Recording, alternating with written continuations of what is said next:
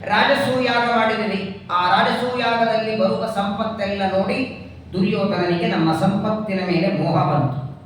ಆ ಸಂಪತ್ತನ್ನು ಕಸಿದುಕೊಳ್ಳುವುದಕ್ಕಾಗಿ ಜೂಜಾಟ ನಡೀತು.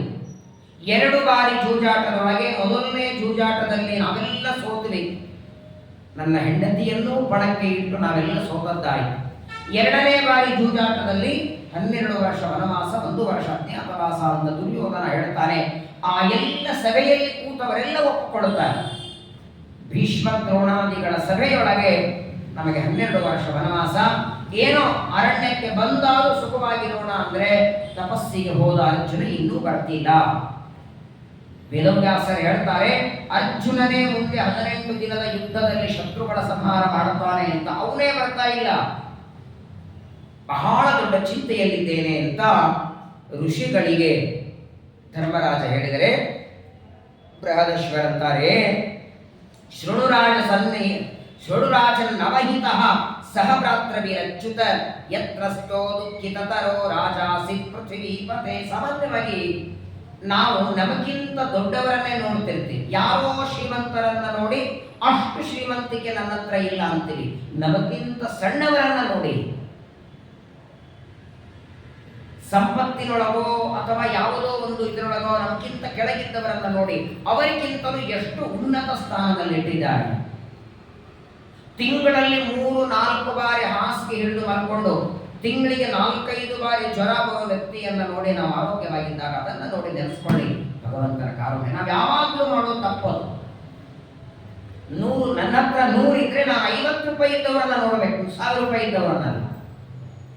ಧರ್ಮರಾಜನಿಗೆ ಹೇಳ್ತಾರೆ, ಬಹಳ ಚಿಂತೆಯೊಳಗೆ ನನ್ನಷ್ಟು ಚಿಂತೆಯೊದ್ದವರು ಯಾರೂ ಇಲ್ಲ ಅಂತಾರೆ ಧರ್ಮರಾಜ. ರಾಜ್ಯ ಹೋಯ್, ತಮ್ಮಂದ್ರೆಲ್ಲ ಪಾಲಾಗಿ ಬಂತು.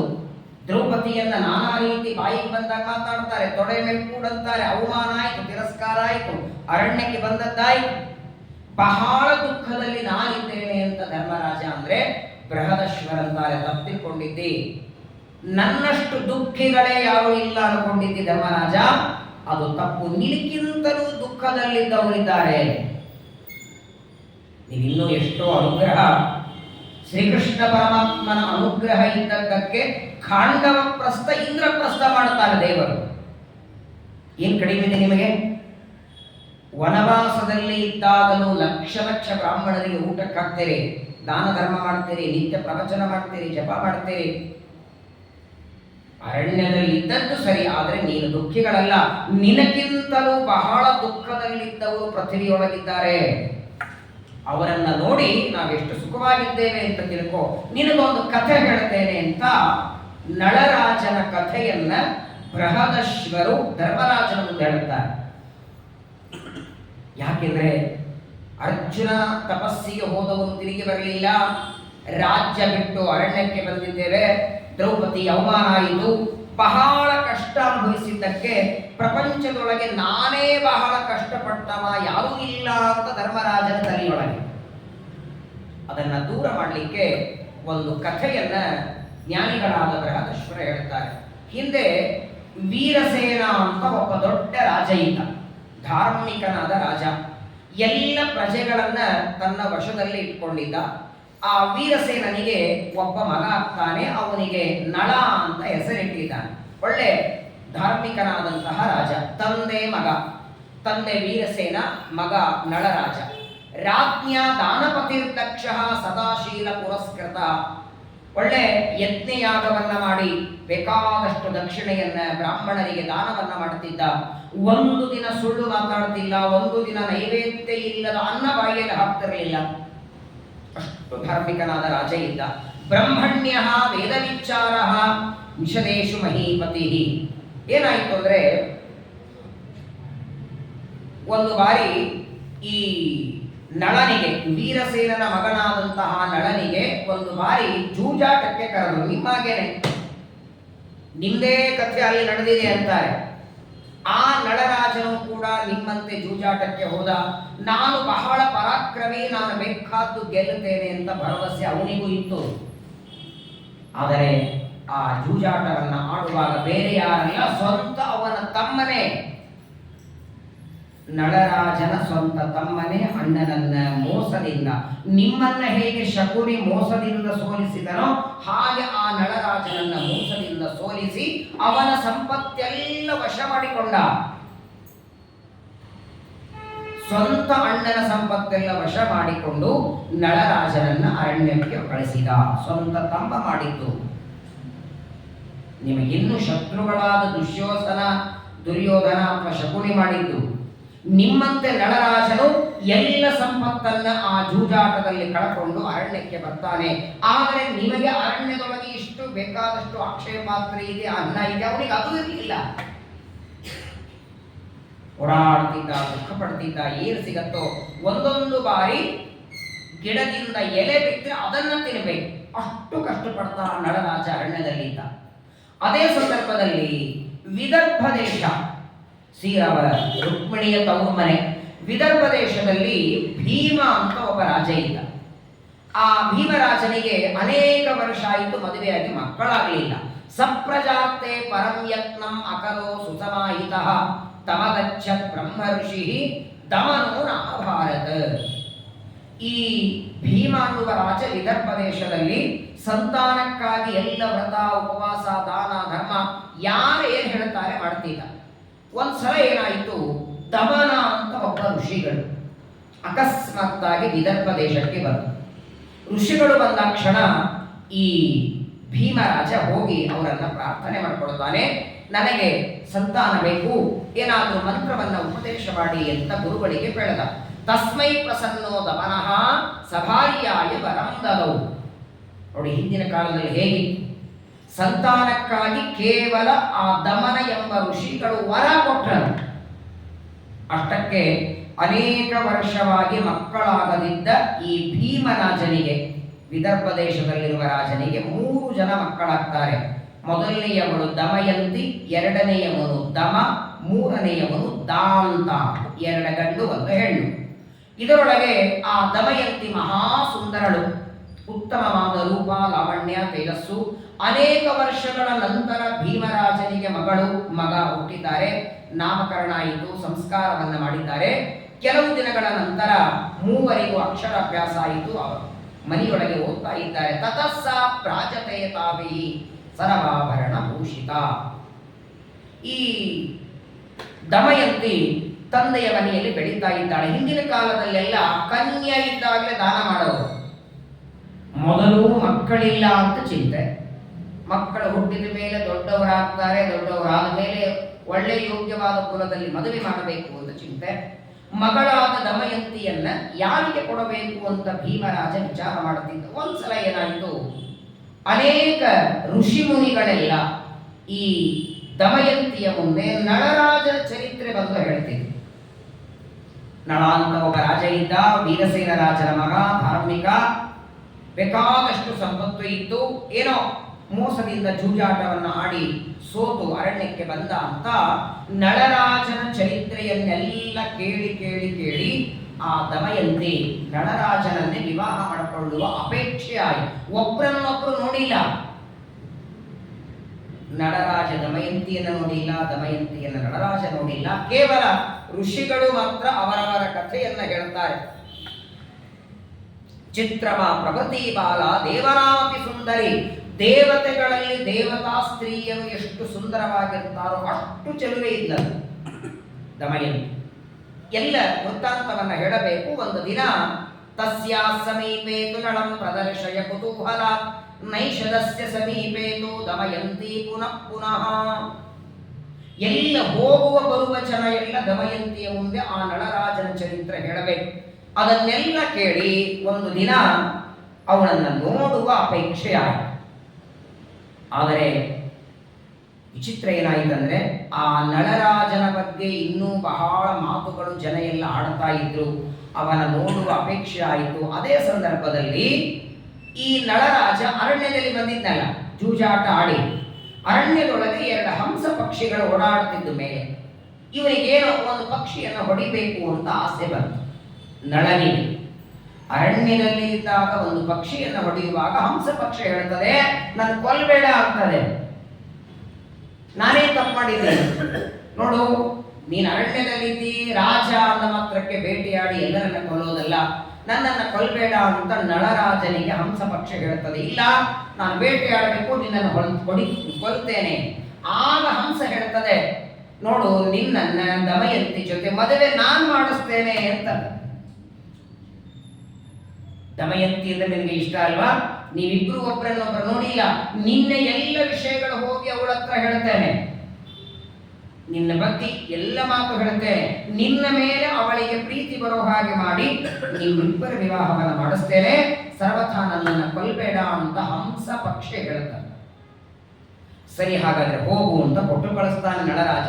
ಆ ಹಂಸ ವಿದರ್ಭ ದೇಶಕ್ಕೆ ಬರ್ತದೆ. ಅಲ್ಲಿ ಬಂದು ಆ ದಮಯಂತಿಯ ಮುಂದೆ ಹೇಳ್ತದೆ, ದಮಯಂತಿ ತು ಎಂ ಹಂಸಂ ಸಮುಧಾಮಕಮಾಂತಿಕಂ ಸಮಾದುಷಿಂ ಗಿರಂ ಕತ್ವ.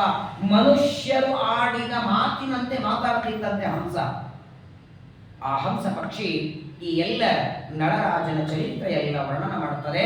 ಅದನ್ನೆಲ್ಲ ಕೇಳಿದ ದಮಯಂತಿ, ಆದರೆ ಏನ್ ಮಾಡೋದು ನೋಡಿ, ತಾವು ಇಷ್ಟಪಟ್ಟವರನ್ನ ಮಾಡಿಕೊಳ್ಳೋ ಕಾಲ ಇದ್ದಾಗ, ಯಾಕಂದ್ರೆ ಕ್ಷತ್ರಿಯರಿಗೆ ಅದೇ ಧರ್ಮ ಇತ್ತು. ಕ್ಷತ್ರಿಯರು ತಮ್ಮ ಕನ್ಯೆಯನ್ನ ಸ್ವಯಂವರದಲ್ಲಿ ಯಾರು ಗೆಲ್ಲುತ್ತಾರೆ ಅವರಿಗೆ ಕೊಡೋದು. ನಮ್ಮ ಹಾಗೆ ಬ್ರಾಹ್ಮಣರಲ್ಲಿ ಇದ್ದಂತೆ ತಂದೆ ತಾಯಿಗಳು ತೋರಿಸಿದ ವರನಿಗೆ ಮಾಡಿಕೊಳ್ಳುವ ಪದ್ಧತಿ ಕ್ಷತ್ರಿಯರಲ್ಲಿ ಇರಲಿಲ್ಲ. ಯಾರಾದರೂ ಬನ್ನಿ, ದ್ರೌಪದಿಯ ಕಲ್ಯಾಣದಲ್ಲಿ ನೋಡಿದ್ದೀರಿ, ಅನೇಕ ಕ್ಷತ್ರಿಯರ ವಿವಾಹದ ಯಾವುದೇ ವಿವಾಹ ನೋಡಿ ಅವರು ಕನ್ಯೆಯನ್ನ ಬಿಡ್ತಾರೆ, ಅದನ್ನು ಗೆದ್ದುಕೊಂಡು ಬರಬೇಕು. ಏನಾಗಿತ್ತಂದ್ರೆ, ಈ ದಮಯಂತಿಯ ಸ್ವಯಂವರವನ್ನ ಇಟ್ಟ ತಂದೆ ಭೀಮರಾಜ. ಮಗಳು ದೊಡ್ಡವಳಾಗಿದ್ದಾಳೆ, ಯಾರಾದರೂ ರಾಜಕುಮಾರರು ಬಂದು ತನ್ನ ಮಗಳನ್ನು ವಿವಾಹ ಮಾಡಿಕೊಳ್ಳಬೇಕು ಅಂದ್ರೆ ಇವಳ ರೂಪಲಾವಣ್ಯಕ್ಕೆ ದೇವತೆಗಳು ಬಂದರು ಸ್ವಯಂವರ. ದಮಯಂತಿಯ ಸ್ವಯಂವರಕ್ಕೆ ದೇವರೂಪದಿಂದ ದೇವತೆಗಳೆಲ್ಲ ಬರ್ತಾ ಇದ್ದಾರೆ. ನಳರಾಜನಿಗೂ ಗೊತ್ತಾಯಿತು, ವಿದರ್ಭ ದೇಶದಲ್ಲಿ ಭೀಮರಾಜ ಮಗಳಾದ ದಮಯಂತಿಯ ಸ್ವಯಂವರ ಇಟ್ಟಿದ್ದಾನೆ ಅಂತ ಗೊತ್ತಾಗಿ ಎಲ್ಲರೂ ಅಲ್ಲಿಗೆ ಬರುವಂತೆ ಈ ನಳರಾಜನು ಅಲ್ಲಿಗೆ ಬರ್ತಾನೆ. ಎಲ್ಲರೂ ಅಲ್ಲಿಗೆ ಬಂದಿದ್ದಾರೆ, ಎಲ್ಲರೂ ವಿದರ್ಭ ದೇಶಕ್ಕೆ ಬಂದಿದ್ದಾರೆ ಆ ದಮಯಂತಿಯ ಸ್ವಯಂವರಕ್ಕೆ. ಇಲ್ಲೇನಾಗಿದೆ ಅಂದ್ರೆ, ನಾರದರು ಸದ್ಯ ಇಂದ್ರಲೋಕಕ್ಕೆ ಹೋಗಿದ್ದಾರೆ, ಸ್ವರ್ಗ. ಇಂದ್ರದೇವರು ನಾರದರನ್ನ ಸ್ವಾಗತ ಮಾಡಿ ಪೂಜೆಯನ್ನ ಮಾಡಿದರು. ಇಂದ್ರದೇವರಂತಾರೆ, ನಾರದರೆ ನೀವು ಹೇಗೋ ಭೂಮಿಯನ್ನು ಸಂಚಾರ ಮಾಡ್ತಿರ್ತೀರಿ, ಯಾಕೆ ಇವತ್ತು ಯಾವ ಕ್ಷತ್ರಿಯರು ಕಾಣಿಸ್ತಾ ಇಲ್ಲ, ಎಲ್ಲಿಯೇ ಯುದ್ಧವೇ ನಡೀತಾ ಇಲ್ಲ, ಎಲ್ಲ ಕ್ಷತ್ರಿಯರು ಎಲ್ಲಿ ಹೋಗಿದ್ದಾರೆ ಅಂತ ಇಂದ್ರದೇವರು ಕೇಳಿದಾಗ ನಾರದರಂತಾರೆ, ಗೊತ್ತಿಲ್ವಾ ನಿನಗೆ, ಎಲ್ಲ ಕ್ಷತ್ರಿಯರು ವಿದರ್ಭ ನಗರಕ್ಕೆ ಹೋಗಿದ್ದಾರೆ. ವಿದರ್ಭ ದೇಶದಲ್ಲಿ ಭೀಮರಾಜನ ಮಗಳಾದ ದಮಯಂತಿಯ ಸ್ವಯಂವರ ಇದೆ, ಎಲ್ಲರೂ ಅಲ್ಲಿಗೆ ಹೋಗಿದ್ದಾರೆ.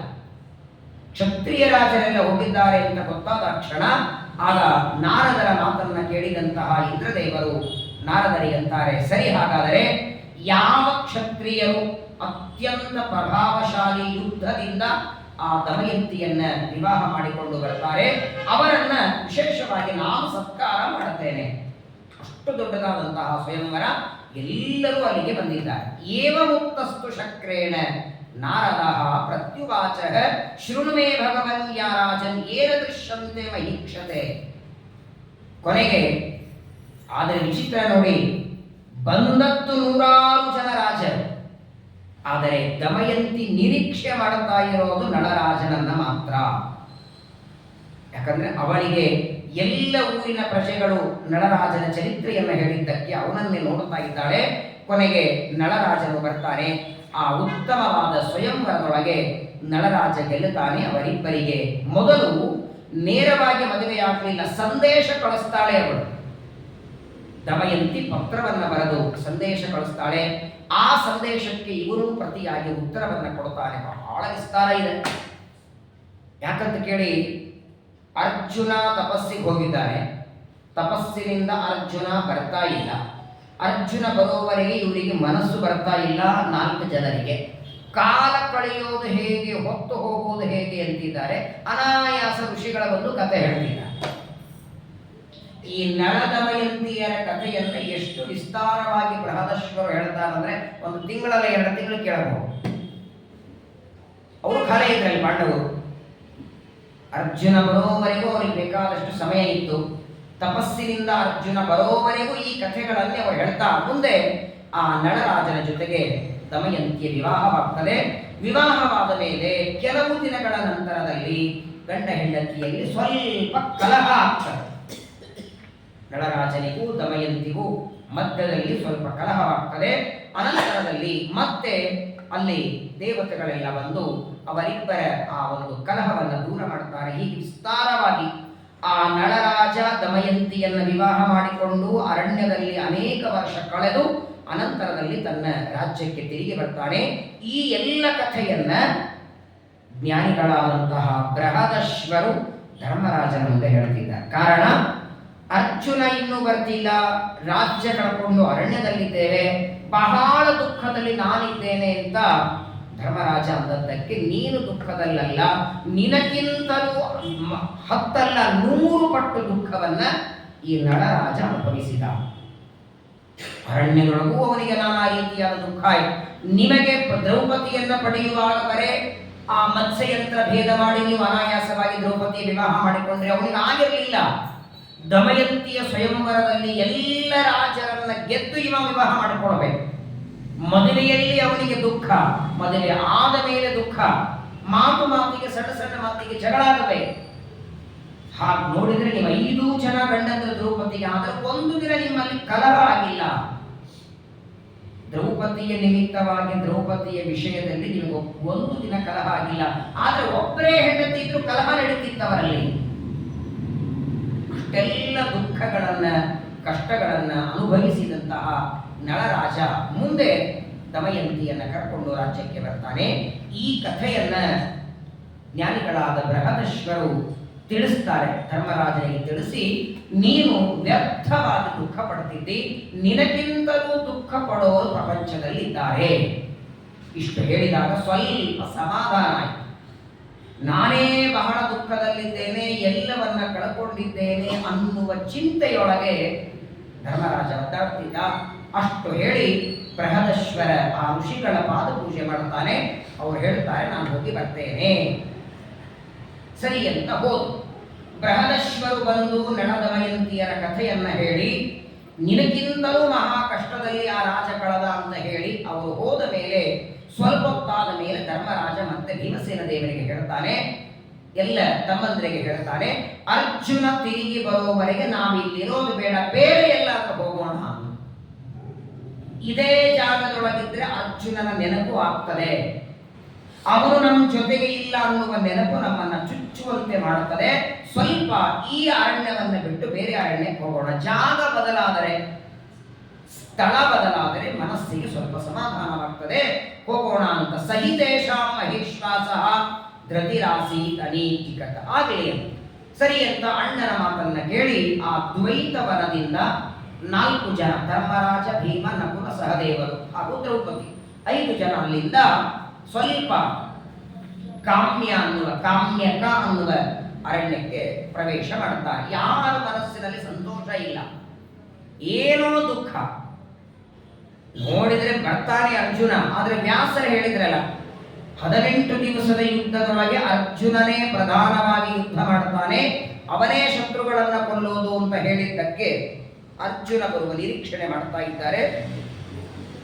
ಎಲ್ಲ ಪಾಂಡವರು ಅಲ್ಲಿಂದ ಹೊರಟಿದ್ದಾರೆ. ಆ ಕಾಮ್ಯಕ ವನಕ್ಕೆ ಬಂದು ಅಲ್ಲಿ ವಾಸ ಮಾಡುತ್ತಾರೆ. ಅಷ್ಟೊತ್ತಿಗೆ ನಾರದರು ಅಲ್ಲಿಗೆ ಬಂದರು. ಸಾಕ್ಷಾತ್ ಬ್ರಹ್ಮದೇವರಿಂದ ತೊಡೆಯಿಂದ ಹುಟ್ಟಿದವರು. ಉತ್ಸಂಗ ನಾರದೋ ಜಜ್ಞೆ, ಅವರ ಹೆಸರೇ ನಾರದ. ಸಂಸ್ಕೃತದಲ್ಲಿ ನಾರ ಅಂದ್ರೆ ಜ್ಞಾನ, ದ ಅಂದ್ರೆ ಕೊಡುವವರು. ನಾರಂ ದದಾತೀತಿ ನಾರದ. ಜಗಳ ಹಚ್ಚೋರಲ್ಲ, ಚಾಡಿ ಚುಚ್ಚೋರು ನಾರದರಲ್ಲ, ಜ್ಞಾನ ಕೊಡೋರು. ಯಾವಾಗಲೂ ನೋಡಿ, ನಾರದರು ಯಾವಾಗ ಎಲ್ಲೇ ಬರ್ತಾರಂದ್ರೆ ಅಲ್ಲಿರುವ ಒಂದು ಸಮಸ್ಯೆ ದೂರ ಮಾಡಲಿಕ್ಕೆ ಬರ್ತಾರೆ. 5 ವರ್ಷದ ಧ್ರುವರಾಜರು ಅರಣ್ಯಕ್ಕೆ ಹೋಗುವಾಗ ಮಧ್ಯದಲ್ಲಿ ನಾರದರು ಬಂದು ಅವರಿಗೆ ಉಪದೇಶ ಮಾಡಿ, ಮಂತ್ರದ ಉಪದೇಶ ಮಾಡಿದರು. ನಾರದರ ಮಾತು ಕೇಳಿದ್ದಕ್ಕೆ ಸಾಕ್ಷಾತ್ ಪರಮಾತ್ಮನ ದರ್ಶನ ಧ್ರುವರಾಜನಿಗಾಯಿತು. ಇದೇ ನಾರದರ ಉಪದೇಶದಿಂದ ಪ್ರಹ್ಲಾದರಾಜರು ಮಹಾಜ್ಞಾನ ಪಡೆದರು. ಬಹಳ ದೊಡ್ಡ ಜ್ಞಾನಿಗಳು. ಅಕಸ್ಮಾತ್ ಆಗಿ ಬರ್ತಾರೆ. ಧನಂಜಯೋತ್ಸುಕಾಸ್ತೇತು ವನೇ ತಸ್ಮಿನ್ ಮಹಾರಥಾಃ. ನಾರದರು ಅಲ್ಲಿಗೆ ಬಂದಾಕ್ಷಣ ಧರ್ಮರಾಜ ಬಹಳ ಸಂತೋಷವಾಗಿ, ಬ್ರಹ್ಮದೇವರ ಮಕ್ಕಳು, ಮಹಾಜ್ಞಾನಿಗಳು, ಕೈಯೊಳಗೆ ವೀಣೆಯನ್ನ ಬಾರಿಸ್ತಾ ನಿರಂತರ ಹರಿನಾಮ ಸಂಕೀರ್ತನೆ ಮಾಡುತ್ತಾರೆ. ಬರೀ ಏಕಾದಶಿ ಒಂದಿನ, ಗುರುವಾರ ಒಂದಿನ, ಶುಕ್ರವಾರ ಒಂದಿನ ಭಜನೆ ಅಲ್ಲ. 350 ದಿನ 24 ಗಂಟೆ ಕೈಯೊಳಗೆ ವೀಣೆ ಕೆಳಗಿಡಲ್ಲ. ನಾರದರು ಆ ವೀಣೆಯನ್ನು ಬಾರಿಸ್ತಾ ಹರಿನಾಮ ಸಂಕೀರ್ತನೆ ಮಾಡ್ತಾ ನರಕಕ್ಕೆ ಬಂದ್ರೆ, ಆ ನರಕದಲ್ಲಿ ಭಯಂಕರವಾದ ಕುದಿಯುವ ಎಣ್ಣೆಯೊಳಗೆ ಪಾಪಿಗಳನ್ನು ಒಗೆದರೆ ಅಷ್ಟು ಘೋರವಾದ ದುಃಖದಲ್ಲೂ ನಗುತ್ತಿದ್ದರಂತೆ, ಸಂತೋಷದಿಂದ ಇದ್ದರಂತೆ. ನಾರದರು ನಾಮಸ್ಮರಣೆ ಮಾಡಿ ಹೊರಟ್ರೆ ಆ ಪಾಪಿಗಳಂತ ಇನ್ನು ಸ್ವಲ್ಪ ಇಲ್ಲೇ ಇದ್ದು ಹರಿನಾರಾಯಣ ನೀ ಆ ಭಗವಂತನ ನಾಮಸ್ಮರಣೆ ಕೇಳುತ್ತಿದ್ರೆ ಅಷ್ಟು ಭಯಾನಕವಾದ ಕುದಿಯುವ ಎಣ್ಣೆಯೊಳಗೆ ಹಾಕಿದರೂ ಅವರಿಗೆ ದುಃಖ ಆಗ್ತಿರಲಿಲ್ಲ. ಅಂಥದ್ದು ನಾಮಸ್ಮರಣೆ. ಬಹಳ ಪುಣ್ಯ ಬೇಕು ನಾರದರಂತಹ ಜ್ಞಾನಿಗಳ ದರ್ಶನಕ್ಕೆ. ಅನಾಯಾಸವಾಗಿ ಬಂದಿದ್ದಾರೆ. ಧರ್ಮರಾಜ ಸ್ವಾಗತವನ್ನ ಮಾಡ್ತಾನೆ. ಯಥಾಚ ವೇದಾನ್ ಸಾವಿತ್ರಿ ಯಜ್ಞಸೇನ ತಥಾ ಸತಿ. ನಾರದರು ಬಂದು ಪಾಂಡವರಿಗೆ ಯೋಗಕ್ಷೇಮ ಕೇಳುತ್ತಾರೆ. ಹೇಗಿದ್ದೀರಿ? ಅರಣ್ಯಕ್ಕೆ ಬಂದು 6 ತಿಂಗಳಾಯಿತು, ಹೇಗೆ ನಡೆದಿದೆ? ಯೋಗಕ್ಷೇಮ ಕೇಳ್ತಾರೆ. ನಿಮ್ಮೆಲ್ಲರ ಯೋಗಕ್ಷೇಮ ಒಂದು ಕಡೆಗೆ, ದ್ರೌಪದಿ ಹೇಗಿದ್ದಾಳೆ ಅಂತ ಕೇಳ್ತಾರೆ ನಾರದರು. ಯಾವ ದ್ರೌಪದಿಯ ಮೂಲಕವಾಗಿ ಎಷ್ಟು ದುಃಖ ನಿಮಗಾಯಿತು? ತುಂಬಿದ ಸಭೆಯೊಳಗೆ ಸೀರೆ ಎಳೆದದ್ದು, ಕೂದಲು ಹಿಡಿದು ಎಳೆದದ್ದು, ತೊಡೆ ಮೇಲೆ ಕೂಡಂದದ್ದು, ಅನೇಕ ದುಃಖಗಳನ್ನು ನೀವೆಲ್ಲ ಅನುಭವಿಸಿದ್ದೀರಿ. ಈಗ ಅರ್ಜುನ ತಪಸ್ಸಿಗೆ ಹೋಗಿದ್ದಾನೆ. ನೀವೆಲ್ಲರೂ ಅರ್ಜುನ ಬರುವ ದಾರಿ ಕಾಯುತ್ತಿದ್ದೀರಿ, ಅದಕ್ಕೆ ನಾನು ಬಂದೀನಿ ಅಂತಾರೆ ನಾರದರು. ಧರ್ಮರಾಜನಿಗೆ ಹೇಳ್ತಾರೆ, ಚಿಂತೆ ಮಾಡಬೇಡ, ನಾನು ಇಲ್ಲಿ ಬರೋದಕ್ಕಿಂತ ಮೊದಲು ಇಂದ್ರಲೋಕಕ್ಕೆ ಹೋಗಿದ್ದೆ, ಸ್ವರ್ಗಕ್ಕೆ. ಆಗ ಇಂದ್ರದೇವರೇ ನನಗೆ ಹೇಳಿದ್ದು, ಅರಣ್ಯಕ್ಕೆ ಹೋಗಿ ಪಾಂಡವರಿಗೆ ಹೇಳಿ ಅರ್ಜುನ ಸುರಕ್ಷಿತವಾಗಿದ್ದಾನೆ, ಇನ್ನೂ ತಪಸ್ಸು ಮಾಡುತ್ತಿದ್ದಾನೆ, 18 ದಿವಸದ ಯುದ್ಧಕ್ಕೆ ಬೇಕಾಗುವ ಎಲ್ಲ ಆಯುಧಗಳನ್ನು ತಗೊಂಡು ಅರ್ಜುನ ಬರ್ತಾನೆ, ಈ ಸಮಾಚಾರವನ್ನ ಪಾಂಡವರಿಗೆ ತಿಳಿಸಿ ಅಂತ ಇಂದ್ರ ಹೇಳಿದ್ದಕ್ಕೆ ನಾನಿಲ್ಲಿ ಬಂದಿದ್ದೇನೆ ಅಂತ ನಾರದರಂದಾಗ ಧರ್ಮರಾಜ ಅಂತಾನೆ, ನೀವು ಬಂದದ್ದೇನೋ ಒಳ್ಳೆಯದೇ ಆಯಿತು, ಆದರೆ ನಮಗೇನಾದರೂ ಹೇಳಿ ಅಂತ ತುಂಬಾ ಬೇಜಾರಾಗ್ತಿದೆ. ಏನೋ ಈ ಅರಣ್ಯದಿಂದ ಆ ಅರಣ್ಯ, ಆ ಅರಣ್ಯದಿಂದ ಆ ಅರಣ್ಯ ಆಯಿತು, ಬೆಳಗ್ಗೆ ಊಟ ಆಯಿತು, ಋಷಿಗಳಿಗೆ ಅನ್ನದಾನ ಆಯಿತು, ಏನಾದರೂ ನಮಗೆ ಪ್ರವಚನ ಹೇಳಿ. ಅರ್ಜುನ ಇಲ್ಲದೆ ದುಃಖ ಪಡುವ, ಎಲ್ಲ ಕಳ್ಕೊಂಡಂಗೆ ನಮಗಾಗಿದೆ, ಏನಾದರೂ ಉಪದೇಶ ಮಾಡಿ ಅಂತ. ನೋಡಿ, ಜ್ಞಾನಿಗಳು ಬಂದಾಗ ಮೊದಲು ಕೇಳಬೇಕಾದ ಪ್ರಶ್ನೆ ಇದು. ನಮ್ಮ ವೈಯಕ್ತಿಕ ಸಮಸ್ಯೆ ಅವ್ರ ಮುಂದಿಡೋದಲ್ಲ, ನಮ್ಮ ಸಮಸ್ಯೆಗಳಿಗೆ ಕೊನೆನೇ ಇಲ್ಲ. ಜ್ಞಾನಿಗಳು ದೊಡ್ಡವರು ಬರೋದೇ ಅಪರೂಪಕ್ಕೆ. ಅವರು ಮನೆಗೆ ಬಂದಾಗ ಒಂದು ಭಗವಂತನ ಮಹಿಮೆಯನ್ನ ಹೇಳಿ, ನಾವು ಸಮಸ್ಯೆ ಹೇಳಿದ್ರೆ ಆ ಸಮಸ್ಯೆಗೆ ಮಾತ್ರ ಪರಿಹಾರ ಆಗತ್ತೆ. ಆದರೆ ಭಗವಂತನ ಕಥೆಯನ್ನ ದೊಡ್ಡವರು ಬಂದಾಗ ಕೇಳಿ ಇನ್ನ ಮೇಲೆ ಬರುವ ಸಮಸ್ಯೆಗಳು ಬರದೇ ಇದ್ದಂಗಾಗತ್ತೆ. ನಾರದರಿಗೆ ಧರ್ಮರಾಜ ಒಂದು ಪ್ರಶ್ನೆ ಕೇಳ್ತಾನೆ. ನೋಡಿ ಎಷ್ಟು ವಿಚಿತ್ರ ಇದೆ. ಬಂದದ್ದು ವನವಾಸದಲ್ಲಿ, ತಪಸ್ಸಿಗೆ ಹೋದ ಅರ್ಜುನ ಇನ್ನೂ ಬಂದಿಲ್ಲ ಅಂತ ದಾರಿ ಕಾಯ್ತಿದ್ದಾರೆ. ಅರ್ಜುನನ ನೆನಪಿನೊಳಗೆ ದುಃಖ ಆಗ್ತಿದೆ, ಎಲ್ಲಿ ಇರೋದಕ್ಕೆ ಮನಸ್ಸು ಬರ್ತಿಲ್ಲ. ಅಂಥ ಸಂದರ್ಭದಲ್ಲಿಯೂ ಧರ್ಮರಾಜ ನಾರದರಿಗೆ ಕೇಳ್ತಾನೆ, ತೀರ್ಥಯಾತ್ರೆ ಅಂದ್ರೆ ಏನು ಅಂತ ಕೇಳ್ತಾನೆ. ತೀರ್ಥ ಅಂದ್ರೆ ಏನು, ಯಾತ್ರೆ ಅಂದ್ರೆ ಏನು? ಎಲ್ಲಾ ಕಡೆಗೆ ಹೋಗ್ತಾರೆ, ಕ್ಷೇತ್ರಗಳಿಗೆ ಹೋಗ್ತಾರೆ, ಹೆಂಗ್ ಹೋಗ್ಬೇಕು, ಯಾವ್ಯಾವ ಕ್ಷೇತ್ರಕ್ಕೆ ಹೋಗಬೇಕು, ಯಾತ್ರೆ ಅಂದ್ರೆ ಹೇಗ್ ಮಾಡಬೇಕು, ಯಾವುದೇ ಕ್ಷೇತ್ರಕ್ಕೆ ಹೋಗುವಾಗ ಏನು ವಿಚಾರ ತಲೆಯೊಳಗಿರಬೇಕು. ಪ್ರಾಯ ಇವತ್ತು ನಮಗೆ ಬರುವ ಪ್ರಶ್ನೆಯನ್ನೇ ಅವತ್ತು ಧರ್ಮರಾಜ ಮಾಡುತ್ತಾರೆ. ಮೊಟ್ಟ ಮೊದಲನೇದಾಗಿ ಭರತಖಂಡದೊಳಗೆ ಅತಿ ಪುಣ್ಯತಮ ಕ್ಷೇತ್ರ ಅಂದ್ರೆ ಯಾವುದು, ಯಾವ ಕ್ಷೇತ್ರದ ಯಾತ್ರೆಯನ್ನ ಅವಶ್ಯವಾಗಿ ಮಾಡಬೇಕು ಅದನ್ನ ತಿಳಿಸಿ ಅಂತ ನಾರದರಿಗೆ ಧರ್ಮರಾಜ ಕೇಳಿದ. ನಾರದರಂದ್ರು, ಒಳ್ಳೆ ಪ್ರಶ್ನೆ ಮಾಡಿದ್ದೆ, ಆದರೆ ಇದೇ ಪ್ರಶ್ನೆ ನಿಮ್ಮ ಪಿತಾಮಹರಾದ ಭೀಷ್ಮರು ಕೇಳಿದ್ರಪ್ಪ. ಆಶ್ಚರ್ಯ ಧರ್ಮರಾಜರಿಗೆ. ಅವರು ಕೇಳಿದ್ರ, ಇನ್ನೊಬ್ಬರಿಗೆ ಉಪದೇಶ ಮಾಡ್ತಾರ ಅವರು. ಎಲ್ಲರಿಗೆ ಉಪದೇಶ ಮಾಡಬೇಕಾದಂತಹ ಭೀಷ್ಮಾಚಾರ್ಯರು ತೀರ್ಥಯಾತ್ರೆಗಳ ಬಗ್ಗೆ ಯಾರಿಗೆ ಕೇಳಿದ ಪ್ರಶ್ನೆ? ನೀವು ಕೇಳಿದ್ರ? ನನಗಲ್ಲ, ಬ್ರಹ್ಮದೇವರ ಮಕ್ಕಳಾದಂತಹ ಪುಲಸ್ತ್ಯ ಅನ್ನುವ ಋಷಿಗಳಿಗೆ. ಬ್ರಹ್ಮದೇವರಿಗೆ 10 ಜನ ಮಕ್ಕಳಿದ್ದಾರೆ. ಮರೀಚಿ, ಅತ್ರಿ, ಪುಲಹ, ಪುಲಸ್ತ್ಯ, ಕ್ರತು, ಭೃಗು, ದಕ್ಷ, ವಸಿಷ್ಠ, ಅಂಗಿರ, ನಾರದ. 10 ಜನರಲ್ಲಿ ಪುಲಸ್ತ್ಯ ಅಂತ ಒಬ್ಬ ಮಕ್ಕಳು, ಬ್ರಹ್ಮದೇವರ ಮಕ್ಕಳು. ಅವರು ಆಶ್ರಮಕ್ಕೆ ಬಂದಾಗ ಭೀಷ್ಮಾಚಾರ್ಯರು ಅವರನ್ನ ಆದರ ಪುರಸ್ಕಾರ ಮಾಡಿ ಪೂಜೆ ಮಾಡಿ ನಿಮ್ಮ ಪಿತಾಮಹರಾದ ಭೀಷ್ಮರು ಏನು ಪ್ರಶ್ನೆ ಕೇಳಿದರು ಅದಕ್ಕೇನು ಉತ್ತರ ಪುಲಸ್ತ್ಯರು ಹೇಳಿದರು ಅದನ್ನೇ ನಿಮ್ಮ ಮುಂದೆ ಹೇಳ್ತೇನೆ ಅಂತ. ಮುಂದೆ ನೀವು ಕೇಳ್ತೀರಿ ಮತ್ತೆ ಭೀಷ್ಮ ಪರ್ವದಲ್ಲಿ ಶಾಂತಿ ಪರ್ವದಲ್ಲಿ ತೀರ್ಥಯಾತ್ರೆಗಳ ಬಗ್ಗೆ ಬಹಳ ಚೆನ್ನಾಗಿ ಭೀಷ್ಮಾಚಾರ್ಯ ಹೇಳ್ತಾರೆ. ಇಲ್ಲಿ ನಾರದರು ಧರ್ಮರಾಜನಿಗೆ ಭೀಷ್ಮಾಚಾರ್ಯರಿಗೆ ಪುಲಸ್ತ್ಯ ಋಷಿಗಳು ಉಪದೇಶ ಮಾಡಿದ ವಿಚಾರವನ್ನ ನಾರದರು ತಿಳಿಸ್ತಾರೆ. ಅನೇನ ತವ ಧರ್ಮಜ್ಞ ಪ್ರಶ್ನೇನ ದಮೇನ ಚ. ಒಂದು ಸಲ ಏನಾಯಿತು, ಜ್ಞಾನಿಗಳಾದಂತಹ ಪುಲಸ್ತ್ಯ ಋಷಿಗಳು ತಪಸ್ಸು ಮಾಡುತ್ತಾ ಅರಣ್ಯದಲ್ಲಿ ಘೋರವಾದ ತಪಸ್ಸು, ದೀರ್ಘಕಾಲದವರೆಗೆ ತಪಸ್ಸನ್ನ ಮಾಡಿ ಇನ್ನೇನು ತಪಸ್ಸು ಮುಗಿಸ್ಕೊಂಡು ಪುಲಸ್ತ್ಯರು ಬರಬೇಕು. ಆಗ ಭೀಷ್ಮಾಚಾರ್ಯರ ಕಾಣಿಸಿದರು. ಗಂಗಾಪುತ್ರ ಭೀಷ್ಮಾಚಾರ್ಯರು ನೋಡಿದ ಕ್ಷಣ ಪುಲಸ್ತ್ಯರಿಗೆ ನಮಸ್ಕಾರ ಮಾಡುತ್ತಾರೆ. ಬ್ರಹ್ಮಪುತ್ರರು ಭೀಷ್ಮಾಚಾರ್ಯರು ನಮಸ್ಕಾರವನ್ನು ಮಾಡಿ ಕೇಳ್ತಾರೆ, ಪುಲಸ್ತ್ಯರು ಹೇಗಿದ್ದೀರಿ, ಯೋಗಕ್ಷೇಮವನ್ನು ಕೇಳ್ತಾರೆ. ಆಗ ಭೀಷ್ಮಾಚಾರ್ಯರಂತಾರೆ, ನಾನು ಗಂಗಾಪುತ್ರ, ಶಂತನು ಮಹಾರಾಜನ ಮಗ ನಾನು ಅಂತ ಹೇಳಿಕೊಂಡ್ರು. ಗೊತ್ತು ಅಂದ್ರು, ನಿಮ್ಮಿಂದ ಕೆಲವು ಪ್ರಶ್ನೆಗಳು ಕೇಳಬೇಕು, ಉತ್ತರ ಬೇಕು ಅಂತ. ಆಗ ಭೀಷ್ಮಾಚಾರ್ಯರು ಕೇಳ್ತಾರೆ ಪುಲಸ್ತ್ಯರಿಗೆ, ತೀರ್ಥಯಾತ್ರೆ ಅಂದ್ರೆ ಏನು, ತೀರ್ಥ ಶಬ್ದಕ್ಕರ್ಥ ಏನು, ಕ್ಷೇತ್ರ ಅಂದ್ರೆ ಏನು, ಯಾತ್ರೆಗಳು ಅಂದ್ರೆ ಹೇಗೆ ಮಾಡಬೇಕು, ಯಾವ ಯಾವ ಯಾತ್ರೆಗೆ ಹೋಗಬೇಕು. ಆಗ ಪುಲಸ್ತ್ಯರು ಹೇಳ್ತಾರೆ, ಅದ್ಭುತ ವಿಚಾರ, ವನಪರ್ವದಲ್ಲಿ ಬರುವ ಅತೀ ಒಂದು ಪ್ರಧಾನ ವಿಚಾರ ಇದೆ. ಒಟ್ಟಾರೆ ನಮ್ಮ ಭರತ ಖಂಡದಲ್ಲಿ ಎಷ್ಟು ತೀರ್ಥಕ್ಷೇತ್ರಗಳಿವೆ, ಯಾತ್ರೆ ಅಂದ್ರೆ ಹೇಗೆ ಹೋಗಬೇಕು, ಯಾತ್ರೆ ಯಾಕೆ ಮಾಡಬೇಕು, ಮೊದಲು ನಶ್ಯಮ್ಮಯಾನಿ ತೀರ್ಥಾನಿ ನದೇವ ಮೃಚ್ಛಿಲಾಮಯ ತೇ ಪುನಂತ್ಯುರುಕಾಲೇನ ದರ್ಶನಾದೇವ ಸಾಧವ. ನೋಡಿ, ನಮ್ಮ ಮನೆಗೆ ಒಬ್ಬ ಬ್ರಾಹ್ಮಣ ಬಂದ ಅಂದ್ರೆ ಅವನ ಪಾದ ತೊಳೆದು ಪಾದ ಪೂಜೆ ಮಾಡ್ತೀವಿ. ಇವಾಗ ರಾಘವೇಂದ್ರ ಸ್ವಾಮಿಗಳ ಆರಾಧನೆ ನಿಮಿತ್ತವಾಗಿ ಮನೆಗಳಲ್ಲಿ ಪಾದುಕಾ ಪೂಜೆ ನಡೆದಿದೆ. ಗುರುರಾಯರ ಪಾದುಕೆಯನ್ನು ನಿಮ್ಮ ಮನೆಗೆ ತಗೊಂಡು ಬಂದು ಪೂಜೆ ಮಾಡ್ತಾರೆ. ವಿಚಾರ ಮಾಡಿ, ಗುರುಗಳ ಹಾಕೊಂಡ ಪಾದುಕೆ ಅಂತೂ ಅಲ್ಲ, ಅದು ರಾಯರ ಹಾಕೊಂಡ ಪಾದುಕೆ ಅಂತೂ ಅಲ್ಲ, ಕಟ್ಟಿಗೆಯಿಂದ ಮಾಡಿಸಿದ ಪಾದುಕೆ. ವೃಂದಾವನ ಸ್ಪರ್ಶ ಮಾಡಿಸಿರ್ತಾರಟ್ಟೆ, ವೃಂದಾವನ ಸ್ಪರ್ಶ ಮಾಡಿಸಿದ ಆ ಪಾದುಕೆ ನಿಮ್ಮ ಮನೆಗೆ ಬರ್ತದೆ. ಆ ಪಾದುಕೆ ಬಂದ್ರೇನೆ ಅಷ್ಟು ಆನಂದ ಆಗತ್ತೆ. ಅಂದ್ರೆ ಆ ಕ್ಷೇತ್ರಗಳಿಗೆ ಯಾತ್ರೆಗೆ ಹೋದಾಗ ಯಾರಲ್ಲೋ ಕಟ್ಟಿಗೆಯಿಂದ ಪಾದುಕೆ ಮಾಡಿದ್ದೆಲ್ಲ ಸಾಕ್ಷಾತ್ ಪರಮಾತ್ಮ ಓಡಾಡಿದ ಜಾಗ ಅದು. ನೀವು ಹರಿದ್ವಾರಕ್ಕೆ ಹೋಗ್ರಿ, ನಾಳೆ ಪುಷ್ಕರಕ್ಕೆ ಹೋಗ್ರಿ, ಅಥವಾ ಕುರುಕ್ಷೇತ್ರಕ್ಕೆ ಹೋಗ್ರಿ, ಕಟ್ಟಿಗೆಯಿಂದ ಮಾಡಿದ್ದು ಯಾವುದೋ ಒಂದು ಮೃತ್ತಿಕಾ ವೃಂದಾವನ, ಅದನ್ನ ಇಟ್ಟುಕೊಂಡು ಪ್ರದಕ್ಷಿಣೆ ನಮಸ್ಕಾರ ಮಾಡಿದಷ್ಟು ಫಲ ಸಿಗಬೇಕು.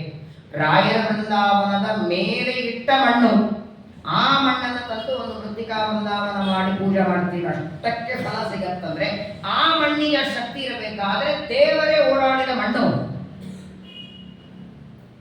ಯಾಕೆ ತೀರ್ಥಯಾತ್ರೆಗೆ ಹೋಗೋದು?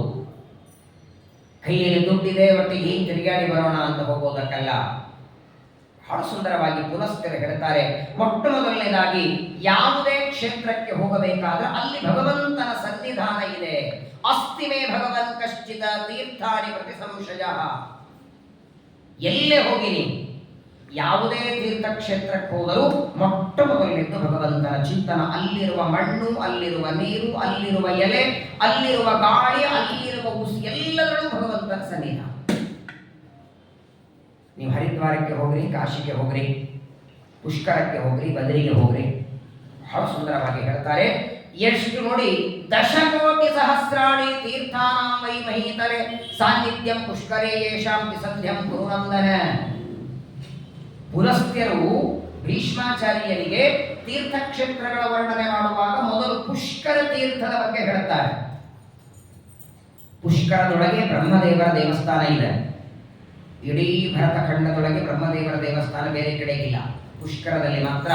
ಆ ಪುಷ್ಕರ ಕ್ಷೇತ್ರದೊಳಗೆ 3 ದಿನ ಇದ್ರೆ, ಸಾಮಾನ್ಯವಾಗಿ ಯಾವುದೇ ಕ್ಷೇತ್ರಕ್ಕೆ ಯಾತ್ರೆಗೆ ಹೋದ್ರು 1 ದಿನ ಆದ್ರೂ ಉಳಿಬೇಕಂತ. ಬೆಳಗ್ಗೆ ಹೋಗಿ ಸಾಯಂಕಾಲ ತಿರುಗಿ ಬರಬಾರದು. ನಿಮ್ಮ ಮಕ್ಕಳ ಮನೆಗೆ ಹೋದ್ರೆ 1 ದಿನ ತಿರುಗಿ ಬರ್ತೀರಾ? ಬೆಳಗ್ಗೆ 6 ಗಂಟೆಗೆ ಬೆಂಗಳೂರು ಬಿಟ್ಟು 10 ಗಂಟೆಗೆ ತಿರುಪತಿಗೆ ಸೇರಿ 3 ಗಂಟೆಗೆ ದರ್ಶನ ಮಾಡಿಕೊಂಡು 6:30 ಬಿಟ್ಟು ಮತ್ತೆ ರಾತ್ರಿ 10 ಗಂಟೆಗೆ ಸರ್ವಥ ಮಾಡಬಾರದು. ನಿಮ್ಮ ಕೈಯಲ್ಲಿ ಗಾಡಿ ಇದೆ, ಎಲ್ಲ ಇದೆ, ಒಂದು ರಾತ್ರಿ ಆದರೂ ಕ್ಷೇತ್ರದಲ್ಲಿ ಕಳೀಬೇಕು. ನೋಡಿ, ಪುಷ್ಕರ ಕ್ಷೇತ್ರದ ಯಾತ್ರೆಗೆ ಹೋದಾಗ ಅಲ್ಲಿ 3 ದಿನ ಕಳೆದರೆ ಭೀಷ್ಮಾಚಾರ್ಯರಂತಾರೆ, ಒಂದಲ್ಲ ಎರಡಲ್ಲ 10 ಕೋಟಿ ಸಮುದ್ರ ತೀರ್ಥಗಳಲ್ಲಿ ಸ್ನಾನ ಮಾಡಿದ ಪುಣ್ಯ ಬರ್ತದೆ. ಬಹಳ ಜನರ ಅಪೇಕ್ಷೆನೂ ಇದೆ. ಕುರುಕ್ಷೇತ್ರದ ಯಾತ್ರೆ ಮುಗಿದ ಮೇಲೆ ಒಂದು ಬಾರಿ ಪುಷ್ಕರ ಯಾತ್ರೆನೂ ಇದೆ. ಯಾರಿಗಾಗುತ್ತೆ ಬನ್ನಿ, ಒಂದು 7 ದಿನ ಭಾಗವತ ಸಪ್ತಾಹ ಅಲ್ಲಿ ಮಾಡೋದು ಸಂಕಲ್ಪ ಇದೆ. ಹೇಗೆ ಅಯೋಧ್ಯ, ಮಥುರಾ, ಮಾಯಾ, ಕಾಶಿ, ಕಂಚಿ, ಅವಂತಿಕಾ, ಪುರಿ ಅಂತೇನು ಮೋಕ್ಷದಾಯಕ 7 ಕ್ಷೇತ್ರಗಳು, ಹಾಗೆ ಪುಷ್ಕರ ಕ್ಷೇತ್ರ ಬಹಳ ದೊಡ್ಡ ಕ್ಷೇತ್ರ, ಅನೇಕ ತೀರ್ಥಗಳ ಸನ್ನಿಧಾನ. ಆ ಪುಷ್ಕರ ಕ್ಷೇತ್ರದ ಯಾತ್ರೆಯ ವರ್ಣನೆಯನ್ನ ಭೀಷ್ಮಾಚಾರ್ಯರಿಗೆ ಪುಲಸ್ತ್ಯ ಋಷಿಗಳ ಮಾಡ್ತಾರೆ. ಅದಾದ ಮೇಲೆ ಹಾಗೆ ಅನೇಕ ತೀರ್ಥಗಳ ಹೇಳ್ತಾ ಕುರುಕ್ಷೇತ್ರದ ಬಗ್ಗೆ ಹೇಳ್ತಾರೆ.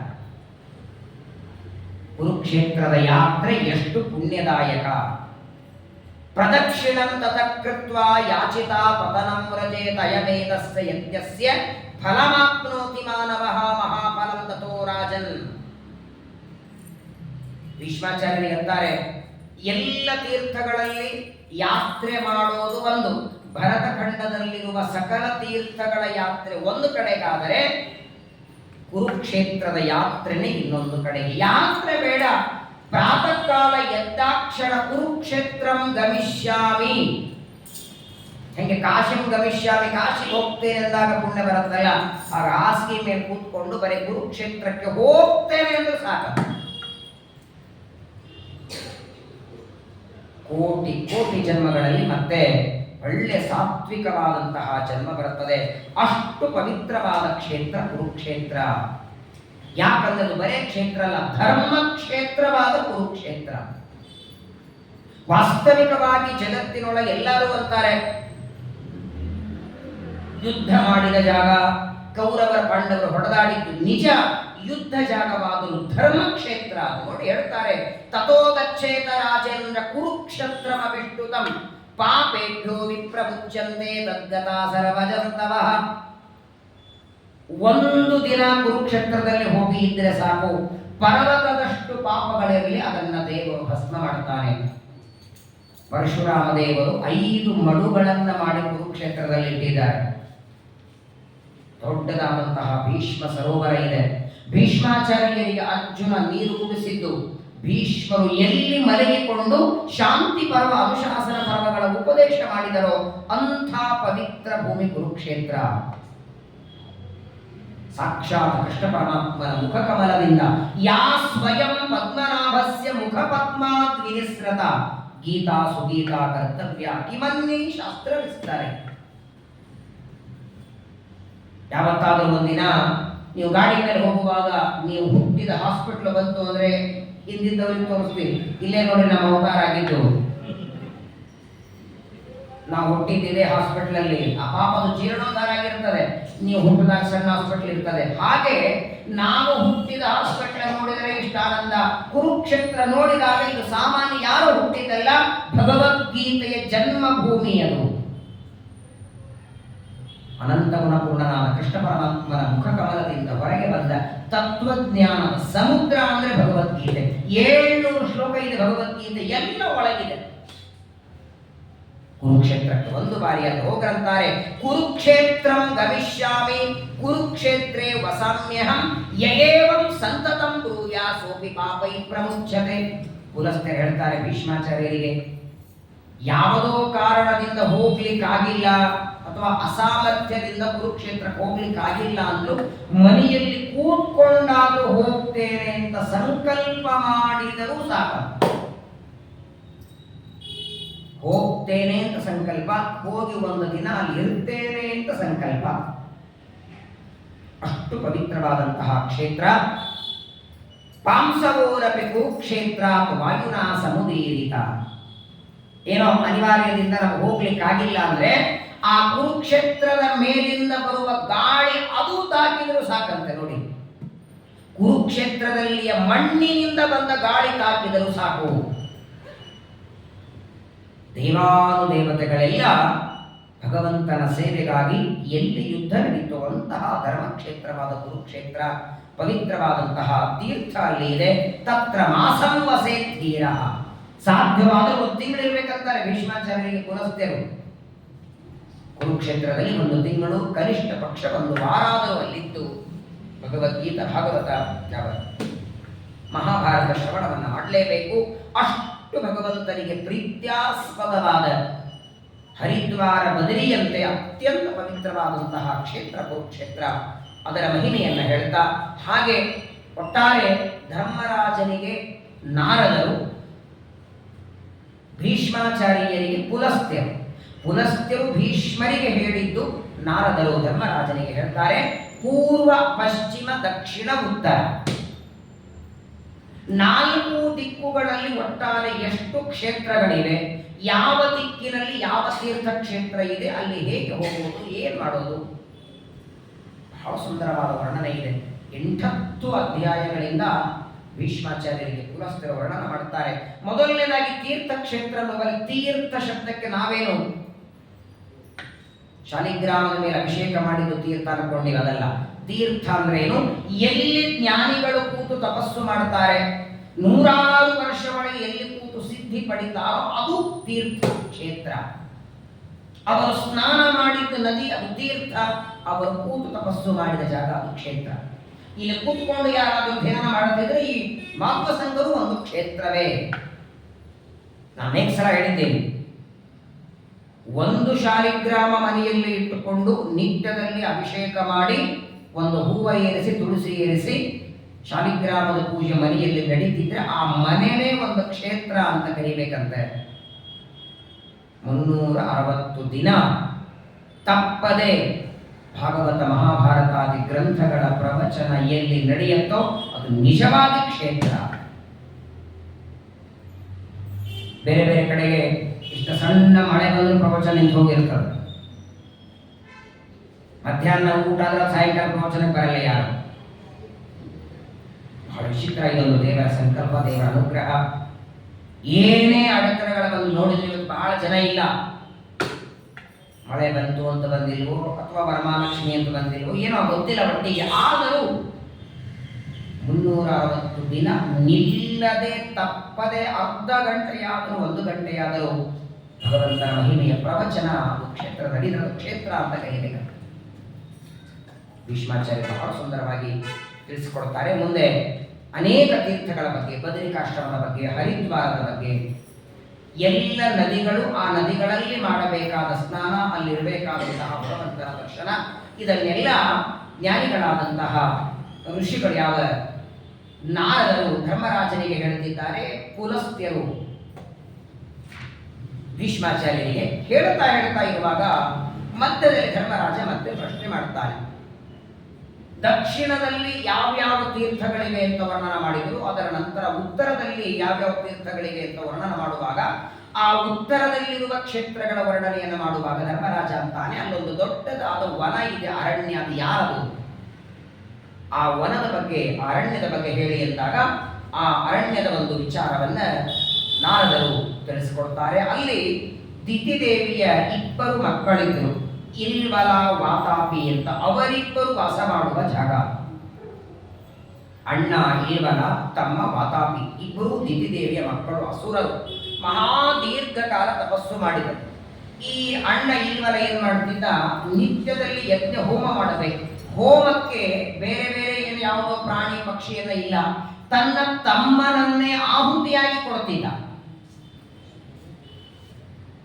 ಸಾಮಾನ್ಯವಾಗಿ ಯಜ್ಞಯಾಗ ಮಾಡಬೇಕಾದ್ರೆ ಒಂದು ಪಶುವನ್ನ ಕಂಬಕ್ಕೆ ಕಟ್ಟಿ ಅದರಿಂದ ಹೋಮ ಮಾಡ್ತಾರೆ.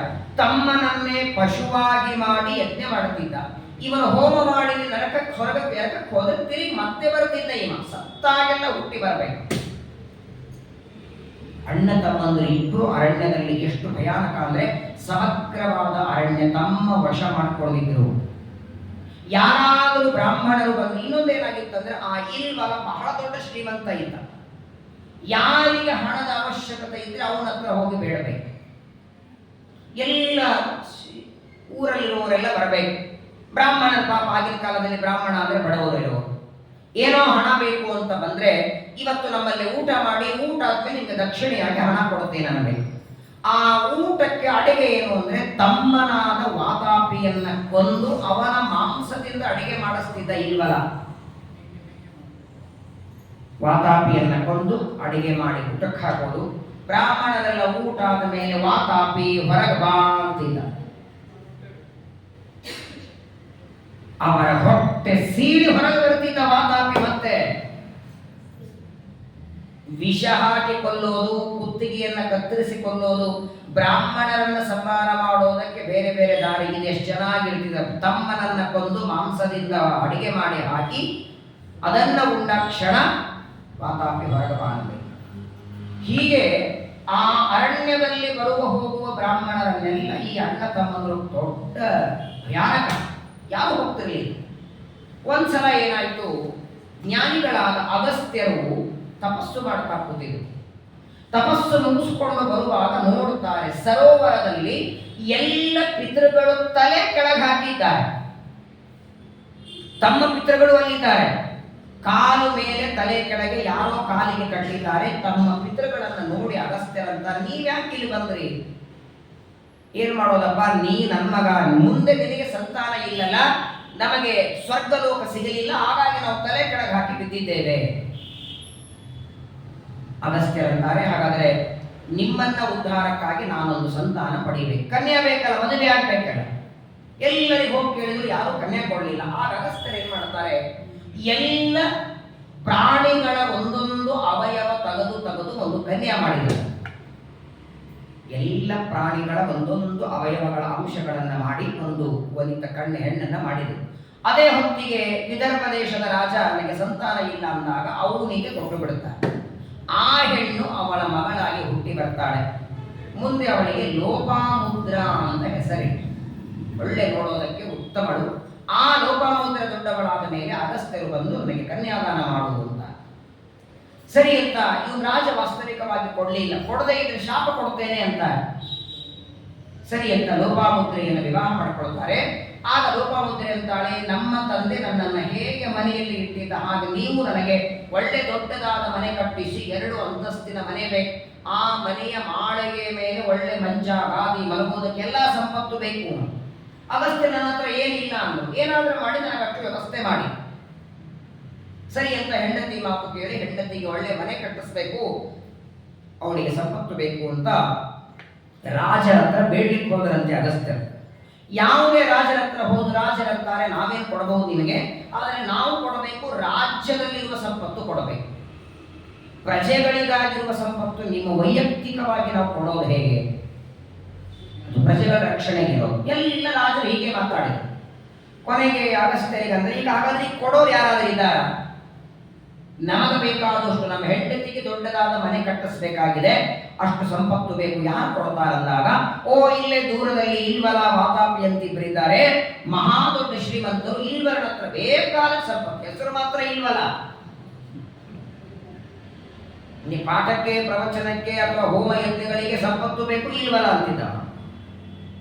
ಅವನಂತ ಹೋಗೋಣ ಅಂತ ಬಂದರು ಅಗಸ್ತ್ಯರು. ಅಗಸ್ತ್ಯರು ಬಂದಾಗ ಎಲ್ಲರೂ ಕೇಳೋ ಹಾಗೆ, ನೋಡಪ್ಪ ನನ್ನ ಹೆಂಡತಿಗೆ ಮನೆ ಕಟ್ಟಿಸ್ಬೇಕಾಗಿದೆ, ಸಂಪತ್ತು ಬೇಕು ಅಂದಾಗ, ಆಗ ಅವನಂತಾನೆ, ನೋಡಿ ನಮ್ಮಲ್ಲಿ ಬಂದವರೆಲ್ಲ ಒಂದು ಊಟ ಮಾಡ್ತಾರೆ, ಊಟ ಆದ್ಮೇಲೆ ನಾನು ದಕ್ಷಿಣೆ ಕೊಡ್ತೇನೆ. ಸರಿ ಅಂತ ಪ್ರತಿನಿತ್ಯದಂತೆ ಮತ್ತೆ ವಾತಾಪಿಯನ್ನ ಕರೆದು ಚೆನ್ನಾಗಿ ಅವನನ್ನು ಕೊಂದು ಮಾಂಸದಿಂದ ಅಡಿಗೆ ಮಾಡಿ ಊಟಕ್ಕೆ ಹಾಕಿದರು. ಅಗಸ್ತ್ಯರು ಊಟ ಮಾಡ್ತಾರೆ. ಪ್ರತಿ ಸಲ ಇವರು ಮಾಡ್ತಿದ್ದಲ್ಲ, ವಾತಾಪಿ ಹೊರಗಬಾ, ವಾತಾಪಿ ಹೊರಗಬಾ ಅಂದ ಕ್ಷಣ ಹೊಟ್ಟೆ ಸೇರಿ ಬರ್ತಿದ್ದ. ಅಗಸ್ತ್ಯರಿಗೆ ವಾತಾಪಿಯ ಮಾಂಸದಿಂದ ಊಟಕ್ಕೆ ಹಾಕಿದ ಮೇಲೆ ಅಗಸ್ತ್ಯರ ಊಟ ಮಾಡಿ ಹೊಟ್ಟೆ ಮೇಲೆ ಕೈಯಾಡಿಸ್ಕೊಂಡ್ರು. ವಾತಾಪಿ ಜೀರ್ಣೋಭವ ಅಂದರು. ಜೀರ್ಣಂ ಭವಿಷ್ಯಸಿ.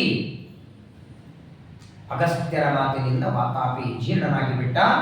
ಯಾವಾಗ ವಾತಾಪಿ ಮತ್ತೆ ಹುಟ್ಟಿ ತಿರುಗಿ ಬರಲೇ ಇಲ್ಲ. ಆಗ ಇಲ್ವಲ ಗಾಬರಿಯಿಂದ ಅವರಿಗೆ ಸಂಪತ್ತು ಕೊಡುತ್ತಾನೆ. ಮುಂದೆ ಆ ಸಂಪತ್ತಿನಿಂದ ದೊಡ್ಡದಾದಂತಹ ಮನೆಯನ್ನು ಕಟ್ಟಿ ಆ ಲೋಪಾಮುದ್ರೆಯಲ್ಲಿ ಒಳ್ಳೆ ವೇದವಂತನಾದ ಚತುಶಾಸ್ತ್ರಗಳ ಅಧ್ಯಯನ ಮಾಡಿದಂತಹ ಒಬ್ಬ ಮಗ ಅಗಸ್ತ್ಯ ಋಷಿಗಳಿಗೆ ಹುಟ್ಟುತ್ತಾನೆ.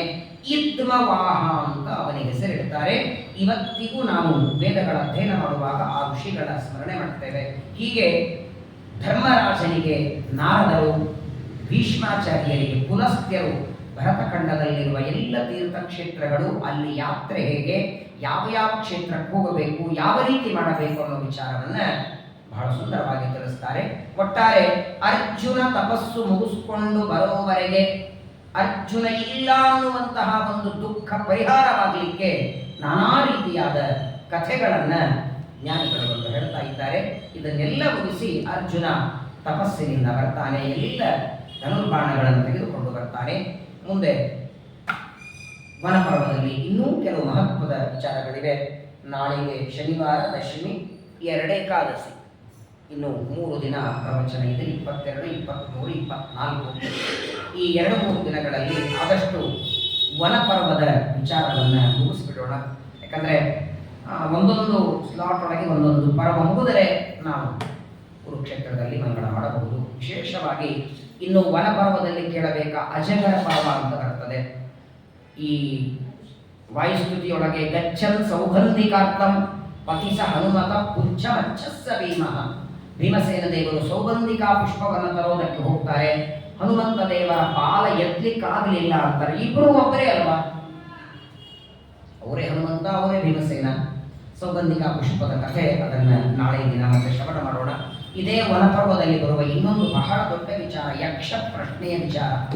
ಧರ್ಮರಾಜ ಯಮಧರ್ಮದೇವರು ಯಕ್ಷ ರೂಪದಲ್ಲಿ ಮಾಡಿದ ಒಂದು ಪ್ರಶ್ನೋತ್ತರ ವಿಚಾರ ಇದೆ. ಒಟ್ಟಾರೆ ವನಪರ್ವದ ಪ್ರಧಾನವಾದ ಭಾಗಗಳನ್ನು ಮುಂದಿನ 3 ದಿನಗಳಲ್ಲಿ ಶ್ರವಣ ಮಾಡಿ, ಪವಿತ್ರವಾದ ಏಕಾದಶಿಯಲ್ಲಿ ಮಹಾಭಾರತ ಶ್ರವಣ ಮಾಡಿ, ವಿಶೇಷವಾಗಿ ಇವತ್ತು ಕುರುಕ್ಷೇತ್ರದ ಮಹಿಮೆಯನ್ನು ಜ್ಞಾನಿಗಳಾದ ನಾರದರು ಧರ್ಮರಾಜನಿಗೆ ತಿಳಿಸಿದ್ದಾರೆ. ದೇವರ ಗುರುಗಳ ಅನುಗ್ರಹದಿಂದ ಸಂಕಲ್ಪ ಮಾಡಿದ್ದೇವೆ, ಅಲ್ಲಿಗೆ ಹೋಗುವವರೆಗೆ ಎಲ್ಲರಿಗೂ ದೀರ್ಘ ಆಯುಷ್ಯ ಆರೋಗ್ಯವನ್ನು ಕೊಡಲಿ, ಉತ್ತಮವಾಗಿ ಯಾವ ತೊಂದರೆ ಆಗದಿದ್ದಂತೆ ಕುರುಕ್ಷೇತ್ರದಲ್ಲಿ 1 ವಾರ ಮಹಾಭಾರತ ಶ್ರವಣ, ಅದರ ಮಂಗಲ ಮಹೋತ್ಸವ ಅಲ್ಲಿ ನೆರವೇರುವಂತೆ ಹರಿವಾಡಿ ಗುರುಗಳ ಅನುಗ್ರಹವನ್ನು ಮಾಡಲಿ ಅಂತ ಪ್ರಾರ್ಥನೆಯನ್ನು ಮಾಡ್ತಾ, ಮತ್ತೆ ವನಪರ್ವದ ಮುಖ್ಯವಾದ ವಿಚಾರಗಳು, ಸೌಗಂಧಿಕಾ ಪುಷ್ಪದ ವಿಚಾರಗಳನ್ನು ನಾಳೆ ದಿವಸ ಮತ್ತೆ ಶ್ರವಣ ಮಾಡೋಣ. ಶ್ರೀಕೃಷ್ಣಾರ್ಪಣಮಸ್ತು.